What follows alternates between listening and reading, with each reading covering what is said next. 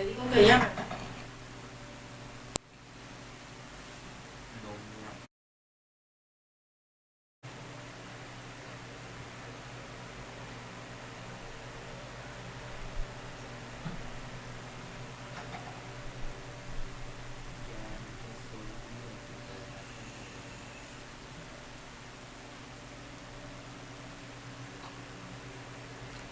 Exaltamos el nombre del Señor por su fidelidad y por su misericordia. Damos gracias al Señor en esta noche porque ya estamos nuevamente transmitiendo su palabra a toda la iglesia Misión Cristiana al Calvario La Sabana y a todas las personas que nos acompañan en esta transmisión.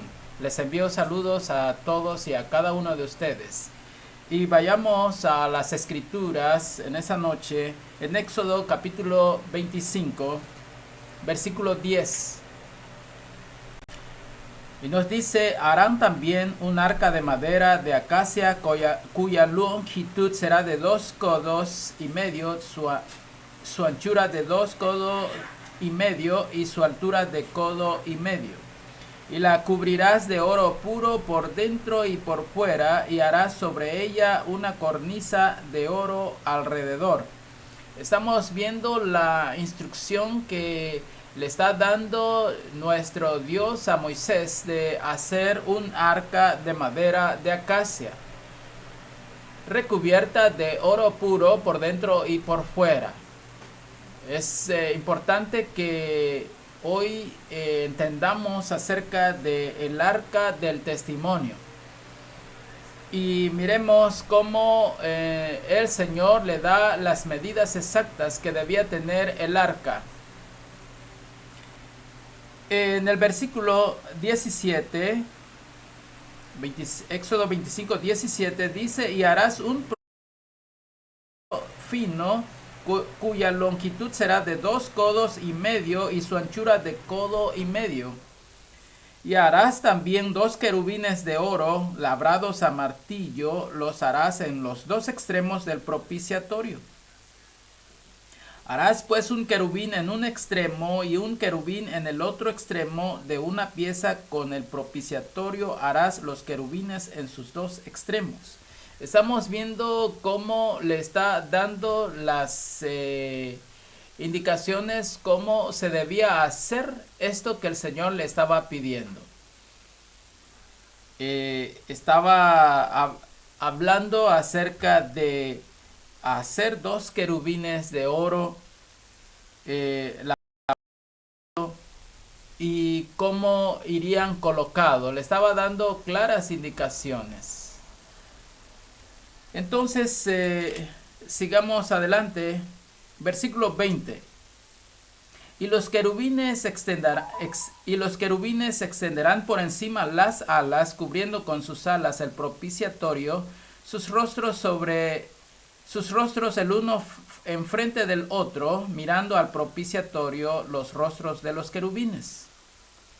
Y pondrás el propiciatorio encima del arca, y en el arca pondrás el testimonio que yo te daré. Pongamos mucha atención a este versículo que vamos a leer. Versículo 22.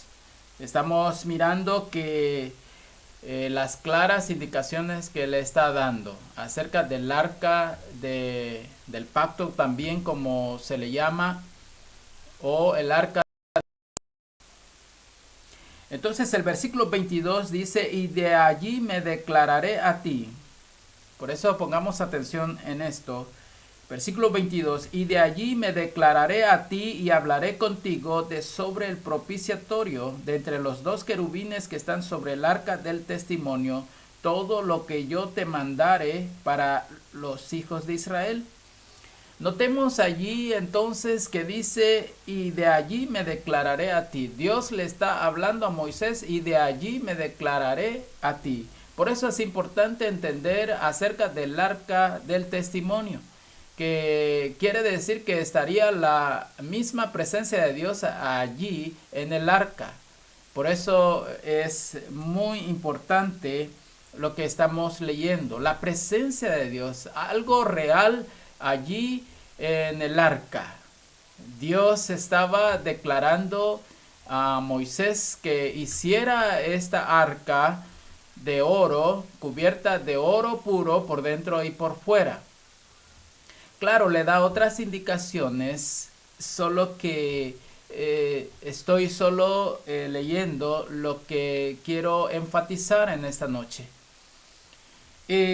Entonces vemos aquí que dice el Señor, y de allí me declararé a ti y hablaré contigo de sobre el propiciatorio.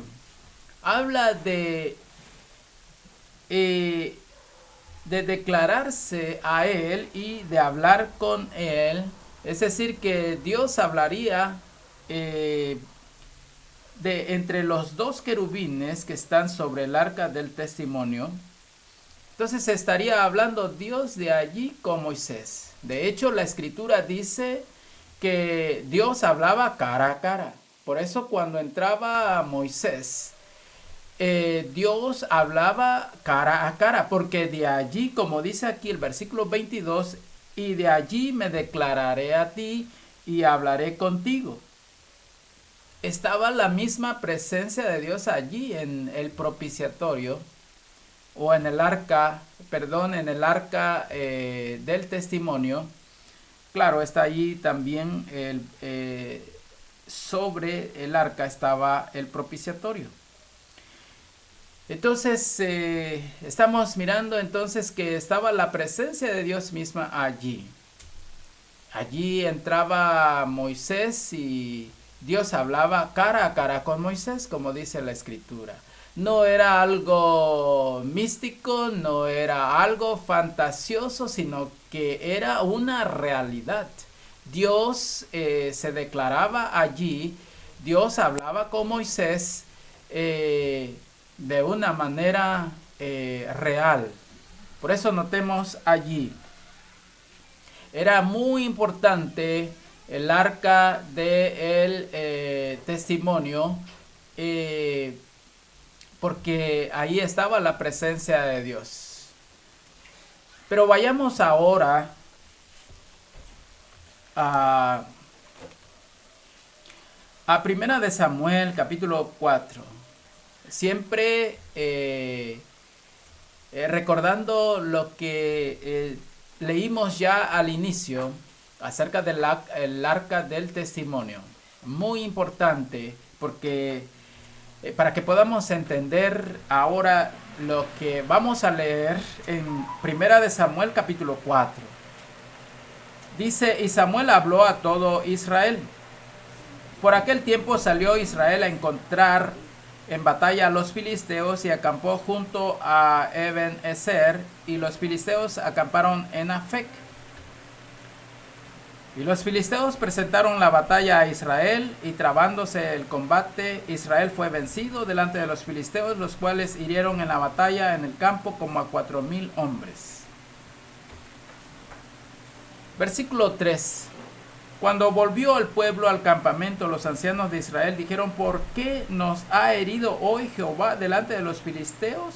Traigamos a nosotros de Silo el arca del pacto de Jehová, para que viniendo entre nosotros nos salve de la mano de nuestros enemigos. Vemos aquí cuando el pueblo es derrotado por el ejército filisteo, entonces dijeron ellos, traigamos el arca. Lo que ya habíamos leído en el principio o al comienzo del arca, donde estaba la presencia de Dios, donde se manifestaba Dios, o sea, Dios estaba allí. Así Él lo determinó. Entonces por eso dijeron, traigamos el arca, traigamos a nosotros de Silo el arca del pacto de Jehová, para que viniendo entre nosotros nos salve de la mano de nuestros enemigos. Versículo 4. Y envió el pueblo a Silo, y trajeron de allá el arca del pacto de Jehová de los ejércitos, que moraba entre los querubines. Y los dos hijos de Eli, Ofni y Fines, estaban allí con el arca del pacto de Dios. Esos Ofni y Fines eran hijos del sacerdote Eli. Versículo 5. Aconteció que cuando el arca del pacto de Jehová llegó al campamento, todo Israel gritó con tan gran júbilo que la tierra tembló. Notemos allí lo que representaba el arca en medio del campamento. Sabían los israelitas lo que significaba que Dios estaba allí en el arca. La misma presencia de Dios, por lo tanto, por eso ellos gritaron de júbilo, con gran júbilo, que la tierra, dice, tembló. Cuando los filisteos oyeron la voz de júbilo, dijeron: ¿qué voz de gran júbilo es esta en el campamento de los hebreos? Y supieron que el arca de Jehová había sido traída al campamento. Y los filisteos tuvieron miedo porque decían: ha venido Dios al campamento. Y dijeron: ay de nosotros, pues antes de ahora no fue así. Versículo 8. Ay de nosotros, ¿quién nos librará de la mano de estos dioses poderosos? Estos son los dioses que hirieron a Egipto con toda plaga en el desierto. Notemos aquí el conocimiento que tenían los filisteos acerca de Dios en medio del pueblo de Israel. Ellos habían oído lo que Dios había hecho allá en la tierra de Egipto, cómo los hirió con plaga, y ellos llegó a oídos de ellos también. Por eso tuvieron miedo, dice aquí. Porque decían: ha venido Dios al campamento. Notemos que tenían un claro entendimiento. Dice: ha venido Dios al campamento. Ellos tenían claro entendimiento que era Dios mismo el que había venido al campamento, el cual en el arca pues se manifestaba el Señor. Ahí estaba Dios, el Señor. Por eso los filisteos tuvieron miedo. Por eso dice: ¿quién nos librará de la mano de estos dioses poderosos? Estos son los dioses que hirieron a Egipto con toda plaga en el desierto. Ellos sabían que había venido Dios, aquel que había herido a los egipcios. Ellos sabían, ¿no?, cómo los sacó de Egipto con mano poderosa, con 10 plagas allá en Egipto. Hizo muchas o envió muchas plagas, 10 plagas allá en la tierra de Egipto. Y sobre todo lo que Dios hizo también en el mar Rojo, cuando todo el ejército que iba persiguiendo a Israel entraron también ellos por en medio del mar, porque el mar se había abierto y estaba en seco, y es ahí donde todo el ejército egipcio pereció, murió ahogado, porque las aguas volvieron a juntarse y se ahogaron. Esto, grandes hechos, fue notorio en todas las naciones, en toda la tierra. Por eso los filisteos sabían muy bien. Pero miremos ahora el versículo 9. Esforzaos, oh filisteos, y sed hombres, para que no sirváis a los hebreos como ellos os han servido a vosotros. Sed hombres y pelead.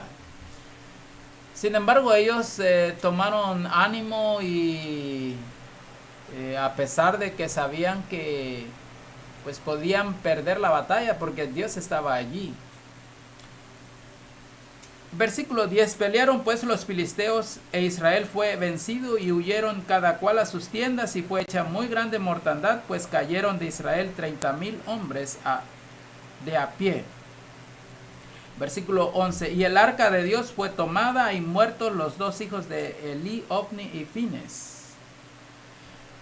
Vemos aquí que como el ejército filisteo vencieron a los israelitas, y sobre todo que se llevaron el arca del pacto, el arca del testimonio, se lo llevaron. Entonces, vamos a saltar un poco más adelante.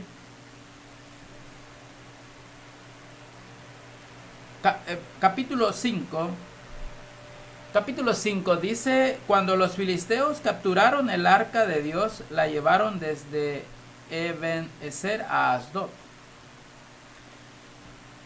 Claro que estaba ministrando el sacerdote Elí con sus dos hijos. Claro, como dice la escritura aquí, que y muertos los dos hijos de Elí, Ofni y Fines, murieron. Pero ya era una palabra que el Señor había declarado por causa de que esos dos hijos del sacerdote Elí no andaban correctamente en los caminos del Señor. Entonces, cuando le fue dado la noticia al sacerdote Elí, dice que habla que, miremos aquí el versículo 13, es 4:13, dice: y cuando llegó, he aquí que Elí estaba sentado en una silla vigilando junto al camino, porque su corazón estaba temblando por causa del arca de Dios. Él estaba de alguna manera preocupado porque se habían llevado el arca de Dios al campamento. Le preocupaba mucho, por eso su corazón dice que estaba temblando. Pero le fue dado la noticia.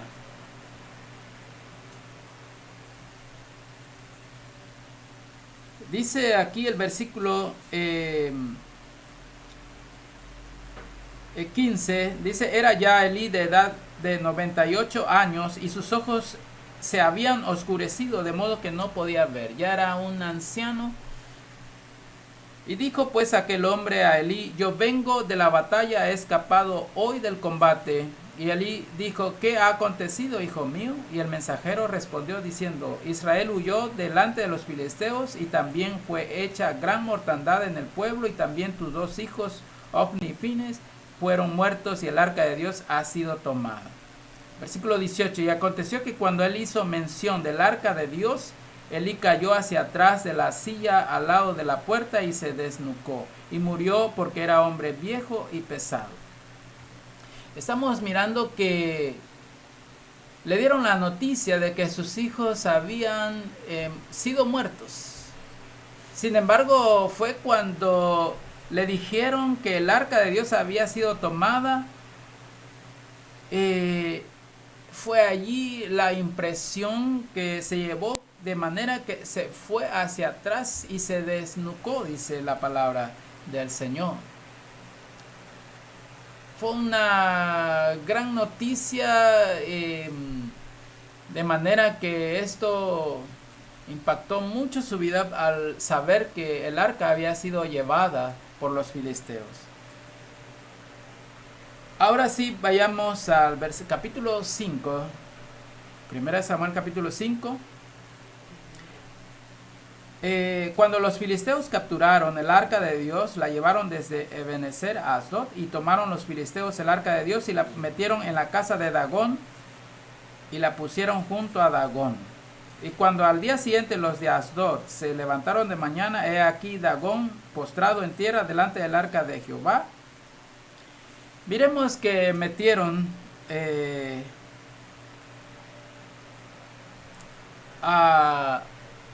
el arca de Dios, dice, la metieron en la casa de Dagón, o sea, en el templo de Dagón. Dagón era el dios de los filisteos. Allí la metieron, el arca de Dios. Sin embargo, dice que cuando al día siguiente los de Asdod se levantaron de mañana, he aquí Dagón postrado en tierra delante del arca de Jehová. Y tomaron a Dagón y lo volvieron a su lugar. Cuando ellos entraron a la mañana siguiente, Asdod, su dios, estaba postrado delante del arca de Dios. O sea, reconociendo a Dios, a nuestro Dios, como el Dios de dioses. El único Dios. Y entonces dice que tomaron a Dagón y lo volvieron a su lugar, lo volvieron a colocar en el mismo lugar. Pero el versículo 4 dice, y volviéndose a levantar de mañana, el siguiente día, he aquí que Dagón había caído postrado en tierra delante del arca de Jehová, y la cabeza de Dagón y las dos palmas de sus manos estaban cortadas sobre el umbral, habiéndole quedado a Dagón el tronco solamente. Aquí demostrando el Dios de dioses, el Señor de señores que estaba allí, aún este Dios que es un Dios falso, aunque para los filisteos era su Dios, pero era un Dios falso. Por eso dice que lo encontraron con la cabeza y las dos manos estaban cortadas sobre el umbral, solo habiendo quedado el tronco solamente. Entonces, su Dios de ellos estaba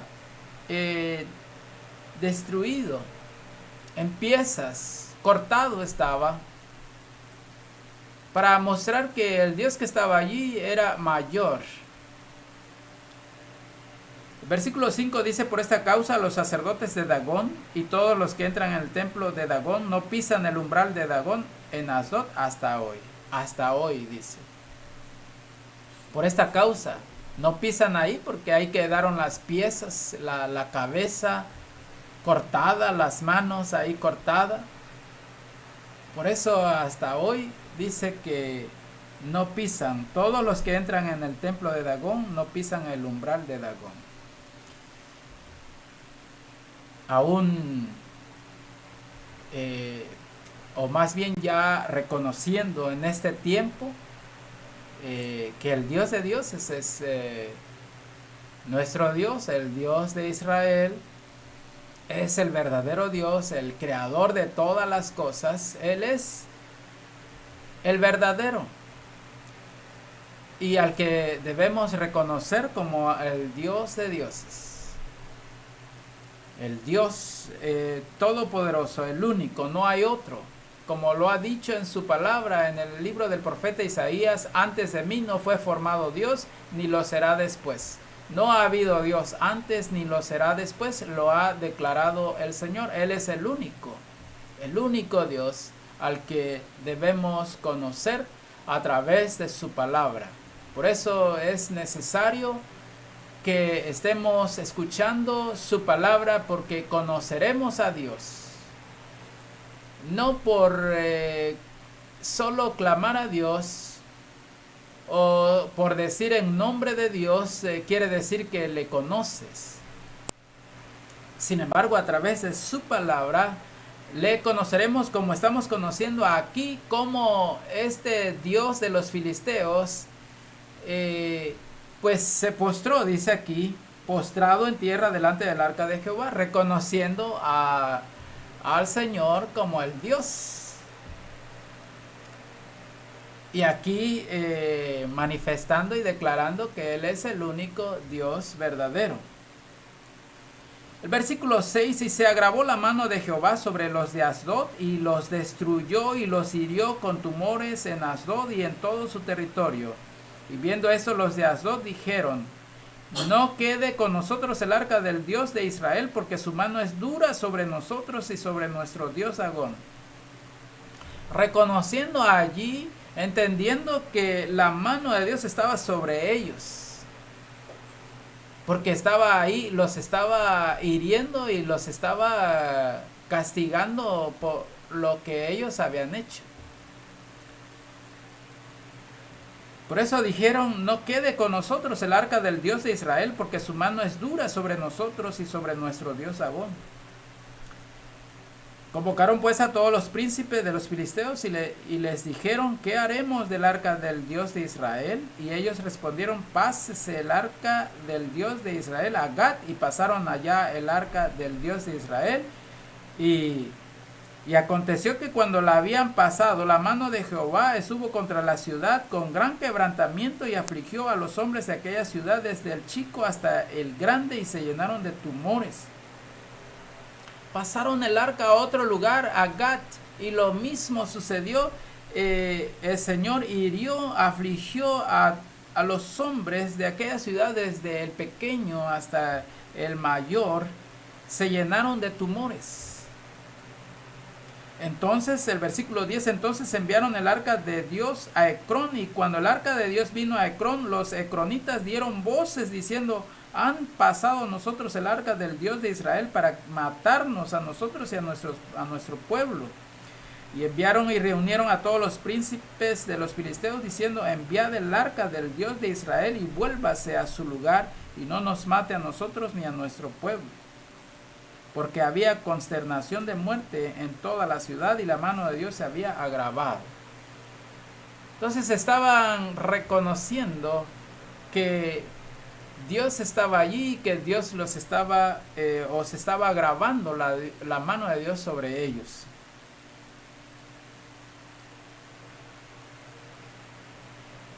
El versículo 12, y los que no morían eran heridos de tumores, y el clamor de la ciudad subía al cielo. Capítulo 6. Dice: estuvo el arca de Jehová en la tierra de los filisteos 7 meses. Entonces los filisteos, llamando a los sacerdotes y adivinos, preguntaron: ¿qué haremos del arca de Jehová? Hacednos saber de qué manera la hemos de volver a enviar a su lugar. Ellos dijeron: si enviáis el arca del Dios de Israel, no la enviéis vacía, sino pagadle la expiación, entonces seréis sanos y conoceréis por qué no se apartó de vosotros su mano. Versículo 7. Haced pues ahora un carro nuevo, tomad luego 2 vacas que críen, a las cuales no haya sido puesto yugo, y uncid las vacas al carro, y haced volver sus becerros detrás de ellas a casa. Y tomaréis luego el arca de Jehová, y la pondréis sobre el carro, y las joyas de oro que le habéis de pagar en ofrenda por la culpa, las pondréis en una caja al lado de ella, y la dejaréis que se vaya. Versículo 9. Y observaréis si sube por el camino de su tierra a Bet-Semes, él nos ha hecho este mal tan grande, y si no, sabremos que no es su mano la que nos ha herido, sino que esto ocurrió por accidente. Ellos todavía estaban pensando que, bueno, si van por este camino, es que la mano, dice, su mano, es la que nos ha herido. Pero si no ocurre así, dice, significa que esto ocurrió por accidente. Entonces será por casualidad. Pero miremos aquí adelante. Versículo 12. Y las vacas se encaminaron por el camino de Bet-Semes, y seguían camino recto, andando y bramando sin apartarse ni a derecha ni a izquierda, y los príncipes de los filisteos fueron tras ella hasta el límite de Bet-Semes. Y los de Bet-Semes segaban el trigo en el valle, y alzando los ojos vieron el arca, y se regocijaron cuando la vieron. Y el carro vino al campo de Josué de Bet-Semes, y paró allí donde había una gran piedra, y ellos cortaron la madera del carro y ofrecieron las vacas en holocausto a Jehová. Entonces notemos aquí que efectivamente las vacas fueron por el camino, demostrando que era la mano de Dios la que se había grabado sobre ellos. Pero miremos aquí también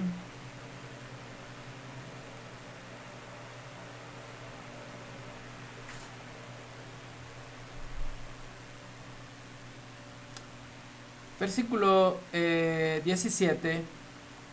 Estos fueron los tumores de oro que pagaron los filisteos en expiación a Jehová: por Asdod 1, por Gaza 1, por Ascalón 1, por Gad 1, por Ecrón 1. Y los ratones de oro fueron conforme al número de todas las ciudades de los filisteos, perteneciente a los 5 príncipes, así las ciudades fortificadas como las aldeas sin muro. La gran piedra sobre la cual pusieron el arca de Jehová está en el campo de Josué de Bet-Semes hasta hoy. Versículo 19. Entonces Dios hizo morir a los hombres de Bet-Semes porque habían mirado dentro del arca de Jehová. Hizo morir del pueblo a 50,070 hombres. Y Jehová lo había herido con tan gran mortandad. Definitivamente que era de tener mucho cuidado, porque ahí estaba Dios, estaba la presencia de Dios. Entonces ellos miraron dentro del arca de Jehová y esto le fue por pecado, de manera que 50,070 hombres perecieron por haber hecho esto, porque estaba la presencia de Dios allí. Versículo 21. Y enviaron mensajeros a los habitantes. Mira el versículo 20. Y dijeron los de Bet-Semes: ¿quién podrá estar delante de Jehová el Dios Santo? ¿A quién subirá desde nosotros? Ellos entendieron, vieron, al haber visto esta gran mortandad, ellos dijeron: ¿quién podrá estar delante de Jehová el Dios Santo? Sabemos que Dios es santo. Entonces es digno de ser temido.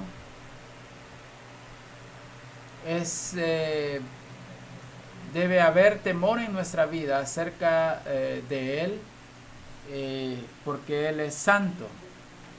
Por eso dice que ellos dijeron: ¿quién podrá estar delante de Jehová, el Dios Santo? Ellos vieron que no era sencillo el que estuviera el arca allí, por la presencia del Señor allí. Entonces dice que enviaron mensajeros a los habitantes de Kiriat Jearim, diciendo: los filisteos han devuelto el arca de Jehová, descended pues y llevadla a vosotros. Vinieron los de Kiriat Jearim y llevaron el arca de Jehová y la pusieron en casa de Abinadab, situada en el collado, y santificaron a Eleazar su hijo para que guardase el arca de Jehová. Versículo 2 del capítulo 7. Desde el día que llegó el arca a Kiriat Jearim pasaron muchos días, 20 años, y toda la casa de Israel lamentaba en pos de Jehová. Estuvo el arca de Dios, dice allí, 20 años. Más adelante, cuando el rey David llega al trono, es rey sobre todo Israel, él decide traer el arca a Jerusalén. Sin embargo, también hubo una incidencia al traerla por no conocer el diseño de cómo llevar el arca. Por lo tanto, cuando era traída el arca y en un momento la traían en un carruaje, y cuando el carruaje se fue de lado, Usa dice que quiso sostenerla y fue herido allí por Dios allí. Y entonces David se apesadumbró porque dijo: entonces, ¿cómo hemos de traer el arca? Entonces no era sencillo, sino que había un diseño cómo llevar el arca. Hasta después de 3 meses escudriñando las escrituras, encontraron que los sacerdotes o los levitas debían de llevar el arca. Entonces fue de esa manera cómo pudo llevar el arca la presencia de Dios. Y nos habla de el tabernáculo de David, donde estaba allí la presencia de Dios.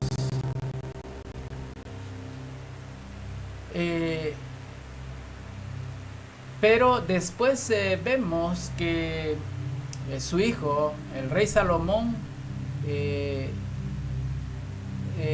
pues de alguna manera trajo el tabernáculo de Moisés, los ritos antiguos. No siguió el ejemplo de su padre David de adorar al Dios, porque allí el pueblo podía ir y adorar a Dios. Pero en el tabernáculo de Moisés estaba el atrio y estaba el lugar santo donde estaban los sacerdotes, y estaba otro tercer lugar donde era el lugar santísimo, donde habitaba allí la presencia de Dios, donde solamente el sumo sacerdote y una vez al año entraba a ese lugar. Claro, entraba con una cuerda atada al pie. Si su condición no estaba correcta delante del Señor, ahí caía el sumo sacerdote. Entonces, como nadie podía entrar más que el sumo sacerdote, si alguien moría allí, era jalado, por eso era atado con una cuerda y solamente así lo podían sacar. Pero las buenas noticias para nosotros, que ya no estamos bajo el tabernáculo de Moisés. Ese ya fue abrogado, como dice la Escritura. Tuvo función, pero ahora ya no estamos. Ahora, aunque Salomón derribó el tabernáculo de David, por eso dice la Escritura que dice el Señor, y restauraré el tabernáculo caído de David. Pero cuando vino nuestro Señor Jesucristo, fue restaurado, fue levantado el tabernáculo de David, donde se manifiesta la presencia de Dios. Ya no, es decir, todos tenemos esa oportunidad para entrar en la presencia de Dios. Por eso en el libro de Hebreos nos habla de eso. Nos habla que ahora tenemos entrada libre al lugar santísimo.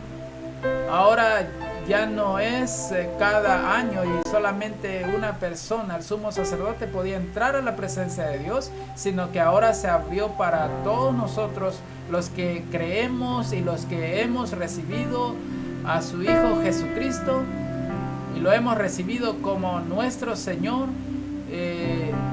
Podemos ahora entrar a la presencia de Dios. Esa es la buena, que el tabernáculo de David, que estaba caído, ahora es levantado desde el día que vino nuestro Señor Jesucristo, y ahora tenemos entrada libre a su presencia. No solamente un día al año, sino todos los días tenemos ahora esa libertad para poder entrar a la presencia del Señor a través, claro, de la sangre del Cordero, la sangre de nuestro Señor Jesucristo, que nos lavó y nos limpió de todos nuestros pecados. Claro, es a través de recibir a nuestro Señor Jesucristo. Esa es la buena noticia. Ahora podemos entrar a su presencia. Podemos disfrutar de la presencia de Dios. Esa es la buena noticia. Esa es ahora el tiempo de disfrutar de la presencia de Dios. Tenemos esa entrada libre al lugar santísimo, donde solamente el sumo sacerdote entraba. Pero ahora todos nosotros, al creer en nuestro Señor Jesucristo, tenemos ese privilegio de poder entrar a la presencia del Señor. El rey David experimentó la presencia de Dios.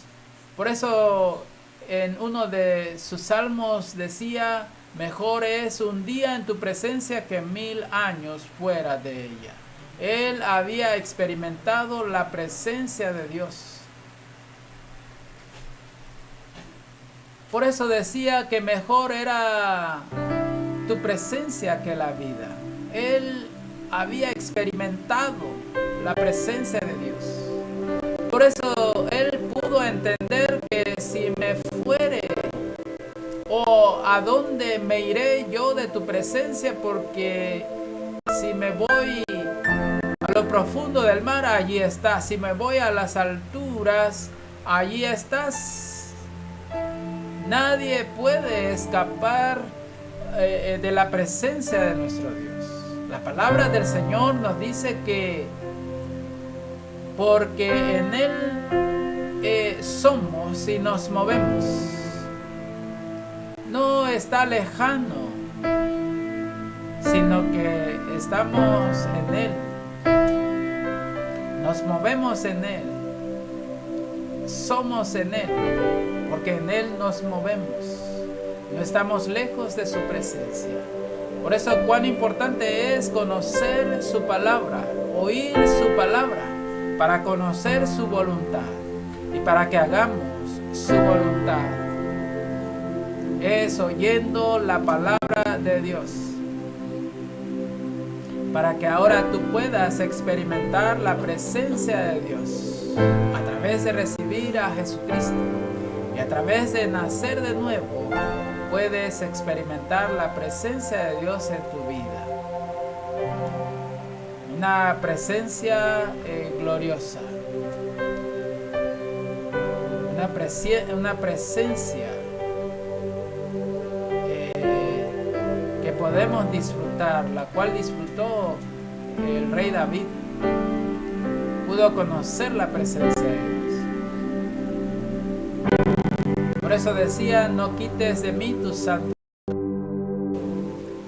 porque había experimentado la presencia de Dios.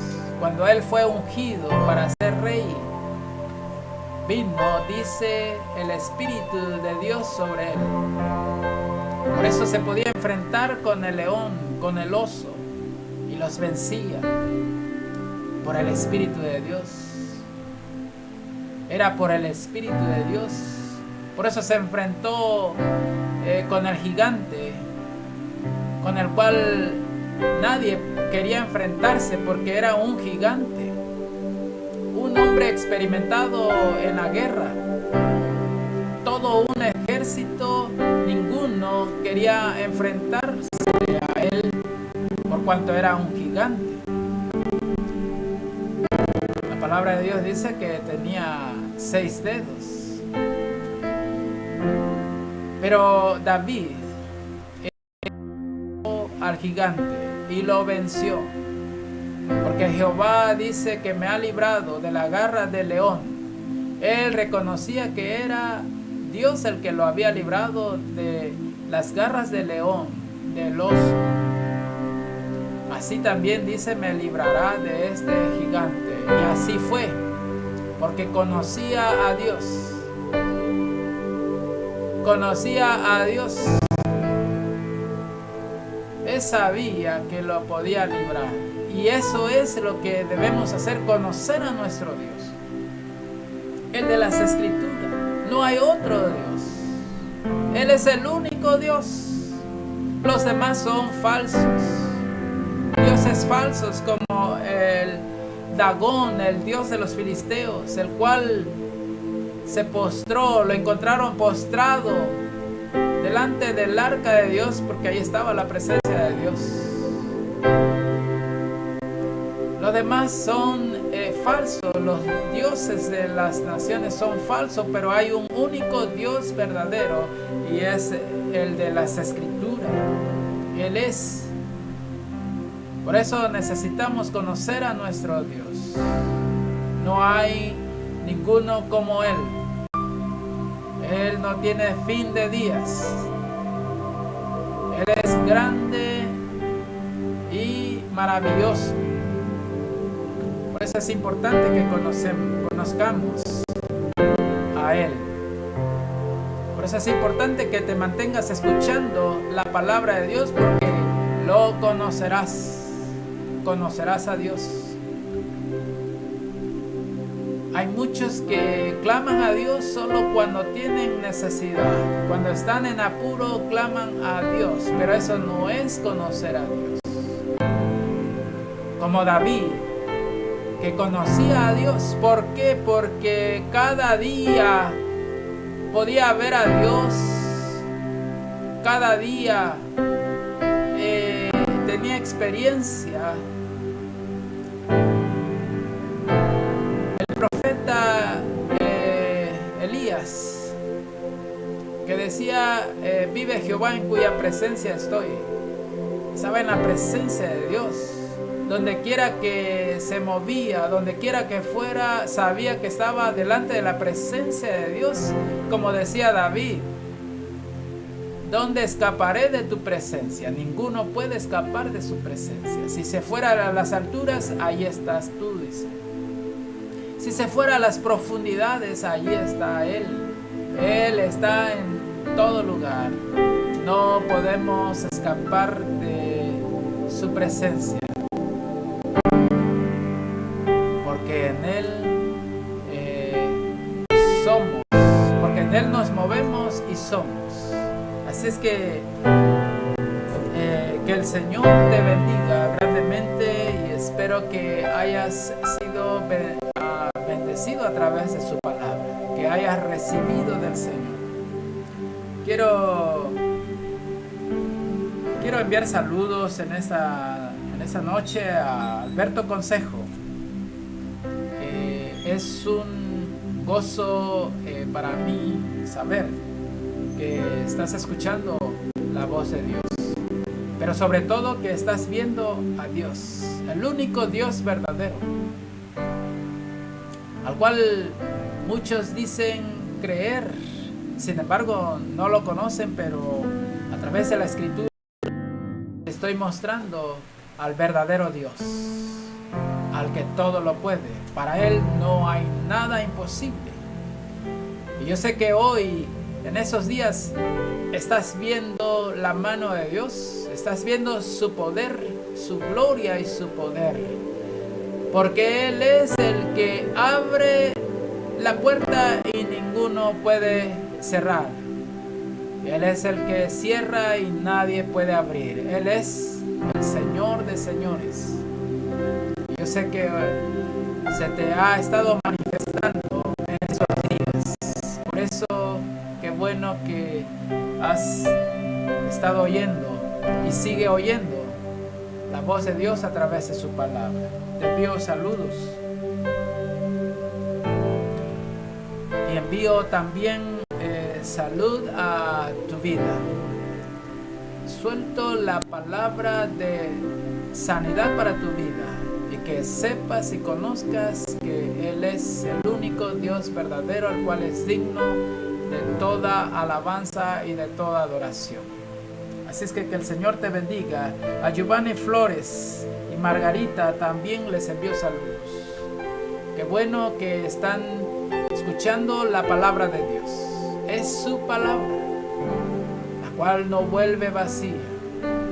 Será como la lluvia, dice el Señor, que no regresará a Él vacía, sino que hará para lo que la ha enviado. Así es la palabra de Dios. Su palabra es viva y eficaz, más cortante que toda espada de dos filos. Su palabra es poderosa. Así es que les envío saludos. También a Guillermo de la Sancha te envío saludos. Nos da gusto en el Señor saber que estás escuchando la palabra de Dios. También a Dana Lubianos, también te enviamos saludos allá en Teloloapan, y a todos los que están en Teloloapan les envío saludos.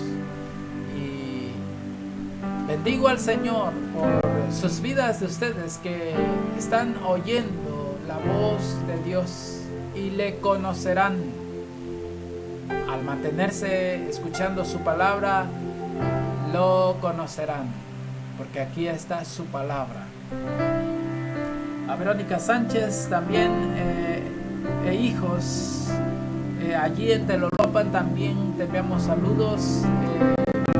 Nos gozamos en el Señor que se han mantenido escuchando su palabra. Definitivamente que su palabra es verdadera. Que el Señor les bendiga grandemente. Y el domingo a las 11 de la mañana estaremos nuevamente transmitiendo la palabra del Señor. Habrá palabra del Señor para cada uno de nosotros. Así que estar atentos, esperando el día domingo para recibir más del Señor, aún hay más. Que el Señor les bendiga grandemente. Bendiciones a todos.